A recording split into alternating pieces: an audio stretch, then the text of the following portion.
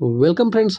आज के वीडियो में हम देखेंगे एसएससी जीडी का जो एग्जाम चल रहा है 27/4/2026 का पहला शिफ्ट का क्वेश्चन। तो चलिए मैं इस वीडियो को शुरू करता हूं। हमारा पहला प्रश्न है, कुणबी नृत्य भारत के किस राज्य का एक प्रसिद्ध लोक नृत्य है। दोस्तों, कुणबी नृत्य के बारे में पूछा गया था। तो यह जो है गोवा का प्रमुख लोक नृत्य है। यहाँ आप थोड़ा सा इसका डिटेल आप देख लेंगे। यह मुख्य रूप से गोवा के कुणबी आदिवासी समुदाय द्वारा किया जाता है। गोवा के अन्य प्रमुख नृत्य हैं फुगड़ी, ढालो और देखनी। दोस्तों, ये तीनों को भी आपको याद रखना है, क्योंकि हो सकता है आने वाले एग्जाम में आपको ये पूछ सकते हैं, इसलिए इसे आपको याद रखना है। हमारा अगला प्रश्न है, राठवा नी घेर नृत्य मुख्य रूप से भारत के किस राज्य का लोक नृत्य है। देखिए दोस्तों, नृत्य से दो प्रश्न आपके एग्जाम में पूछे गए हैं, इसलिए नृत्य को आप अच्छे से एग्जाम में देख कर ही जाएं। तो इस प्रश्न का सही उत्तर हो जाएगा गुजरात। राठवा निघेर नृत्य का मुख्य रूप भारत के किस राज्य लोक नृत्य से है, तो गुजरात से है। इससे रिलेटेड कुछ फैक्ट आप देख लेंगे। यह नृत्य होली रंगों के त्यौहार के अवसर पर 5 दिनों तक किया जाता है। गुजरात के अन्य प्रमुख नृत्य हैं गरबा, डांडिया, रास, भवाई और हुंडो। ये भी आपको याद रखना है, हो सकता है आने वाले एग्जाम में ये प्रश्न पूछे जा सकते हैं। हमारा अगला प्रश्न है, प्रसिद्ध उपन्यास लेडीज टेलर पुस्तक के लेखक कौन है। तो पुस्तक से भी एक प्रश्न पूछा गया है दोस्तों। तो यह प्रिया हजेला है।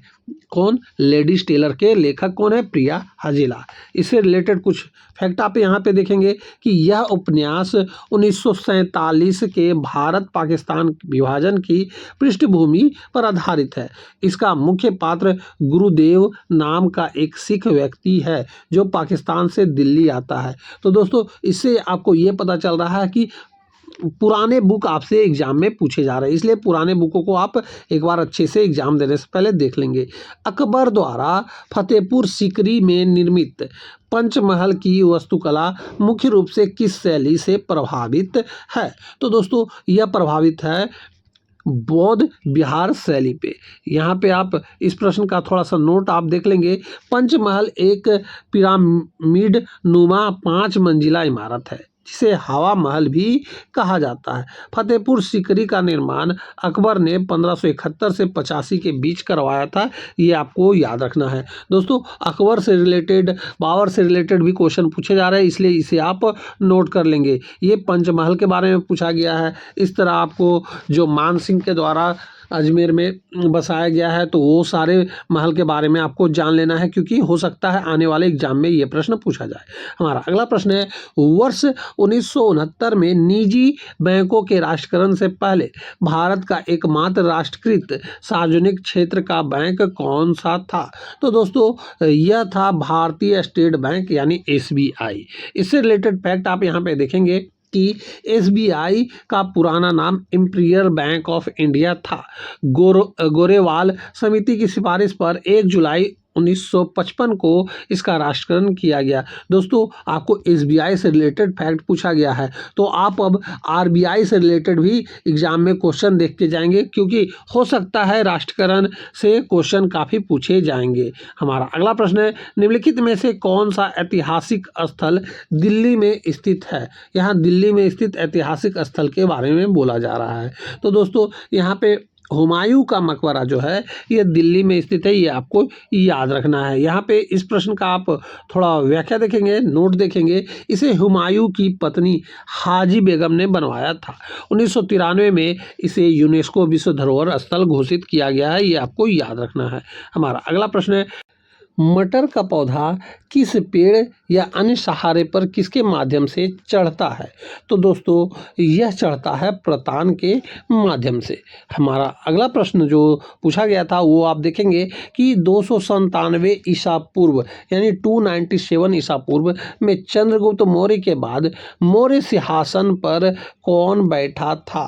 तो दोस्तों, उस समय मौर्य सिंहासन पर बैठे थे बिंदुसार जी। इस प्रश्न का आप थोड़ा सा नोट आप देखेंगे जो कि आपके एग्जाम के लिए काफ़ी महत्वपूर्ण है। बिंदुसार चंद्रगुप्त मौर्य के पुत्र थे। उन्हें यूनानी लेखकों में अमित्रघात यानी शत्रुओं का वध करने वाला कहा गया है। मौर्य वंश का अंतिम शासक बृहद्रथ था। ये आपको याद रखना है, हो सकता है आने वाले एग्जाम में ये क्वेश्चन पूछा जाएगा। हमारा अगला प्रश्न है, प्रयागराज में महाकुंभ का आयोजन कितने वर्षों के अंतराल पर किया जाता है? तो दोस्तों यह किया जाता है 12 वर्षों में। प्रत्येक 12 वर्षों में पुनः उसी जगह पे महाकुंभ होता है जहाँ पे वो एक बार हुआ था। जैसे प्रयागराज में अभी हो रहा है 2024 में, तो 12 साल बाद 2036 में फिर से प्रयागराज में होगा। ये आपको याद रखना है। यहाँ पे इस प्रश्न का आप नोट देखेंगे कि यहाँ मुख्य कुंभ 12 वर्ष में लगता है, लेकिन महाकुंभ 144 वर्षों के अंतराल पर आयोजित किया जाता है। 2025 में प्रयागराज में महाकुंभ का आयोजन किया गया है, ये आपको याद रखना है। ठीक, अब हम चलते हैं अगले प्रश्न की ओर। हमारा अगला प्रश्न है जो पूछा गया था, अमर बैल और चिड़चिड़ी यानी किलनी कि किस प्रकार के जीवों के उदाहरण हैं? तो दोस्तों यह उदाहरण है परजीवी के। इस प्रश्न का आप थोड़ा सा नोट आप देखेंगे कि अमर बैल एक पादप परजीवी है, जबकि चिड़चिड़ी एक जंतु परजीवी है जो शरीर के बाहर रहकर पोषण लेता है। हमारा अगला प्रश्न जो पूछा गया था एग्जाम में, वित्तीय वर्ष 2024-25 की पहली छमाही अप्रैल से सितंबर में भारत में सबसे अधिक प्रत्यक्ष विदेशी निवेश आकर्षित करने वाला राज्य कौन सा है? तो दोस्तों देखिए 2024-25 से क्वेश्चन पूछा जा रहा है, इसलिए आपको एक साल पहले तक के करंट अफेयर्स को देख लेने हैं। तो यहाँ पे इस प्रश्न का सही उत्तर हो जाएगा महाराष्ट्र। हम चलते हैं अगला प्रश्न जो पूछा गया था, वायुमंडल की सबसे निचली परत क्षोभ मंडल की औसत ऊंचाई कितनी है? तो दोस्तों मैंने आपको पहले ही कहा था कि पृथ्वी की संरचना परतें के बारे से क्वेश्चन आपके एग्जाम में पूछे जाएंगे। तो यहाँ पे आप देख लीजिए कि क्षोभ मंडल के बारे में पूछा गया है। तो इसकी जो ऊंचाई है औसत ऊंचाई 13 किलोमीटर है, ये आपको याद रखना है। इससे रिलेटेड थोड़ा सा नोट आप देखेंगे, ध्रुवों पर इसकी ऊंचाई लगभग 8 किलोमीटर और भूमध्य रेखा पर 18 किलोमीटर होती है। मौसम की सभी घटनाएं इसी परत में होती है, ये आपको याद रखना है। हमारा अगला प्रश्न जो पूछा गया था, प्रसिद्ध बंगाली उपन्यास आनंद मठ के लेखक कौन हैं? तो दोस्तों आनंद मठ के लेखक बंकिम चंद्र चट्टोपाध्याय जी हैं। इस प्रश्न का आप थोड़ा सा नोट देखेंगे कि भारत का राष्ट्रीय गीत वंदे मातरम इसी उपन्यास से लिया गया है। यह उपन्यास सन्यासी विद्रोह पर आधारित है, ये आपको याद रखना है। सन्यासी विद्रोह से रिलेटेड आपके एग्जाम में क्वेश्चन पूछा जा सकता है। हमारा अगला प्रश्न है, वाद्य यंत्रों के वर्गीकरण के अनुसार मेब्रोफोन किस प्रकार के वाद्य यंत्र होते हैं? तो दोस्तों यह होता है तनी हुई झिल्ली वाले तंत्र के आकार के। इस प्रश्न का थोड़ा सा आप नोट देखेंगे, ढोलक तबला मृदंग इसके प्रमुख उदाहरण है, ये आपको याद रखना है। इन्हें अवनद वाद्य भी कहा जाता है, ये भी आपको याद रखना है। हमारा अगला प्रश्न जो आपके एग्जाम में पूछा गया था, प्राचीन भारतीय संगीत ग्रंथ बृहदेशी के रचयिता कौन है? तो दोस्तों यहाँ बृहदेशी के रचयिता के बारे में पूछा जा रहा है। काफ़ी एग्जाम में ये अनोखा क्वेश्चन पूछा जा रहा है दोस्तों, और ये क्वेश्चन काफ़ी कंफ्यूजन भी होगा। तो यहाँ मतंग मुनि जी हैं, ये आपको याद रखना है। इस प्रश्न का आप नोट देखेंगे, राग शब्द सर्वप्रथम उल्लेख इसी ग्रंथ में मिलता है।